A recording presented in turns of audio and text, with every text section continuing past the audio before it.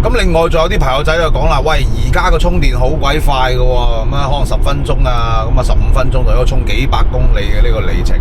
呢個係理論值嘅，我同你講啦，我行咗咁遠嘅路啊，我見到呢啲所謂嘅超級高速度嘅呢個充電站呢，就見過一鑊嘅啫，就係比亞迪啊，見過一次咁多嘅啫，行咗咁多個省啦，係嘛？跟住個蔚來換電呢，我就見到一鑊啊，就咁大把嘅啫嚇，肯定都會有人講，你咁樣行上嚟呢，成條路都會有各種嘅呢個換電站啊，包括呢個超級充電啊，都會有嘅。但問題你要去揾啊嘛，只要你要去揾嘅話，咁你即係有焦慮啦。其實出嚟咁樣長途揸電車嘅話呢，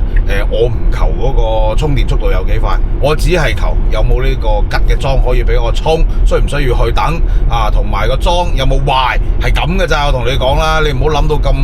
美好啊，諗到個電車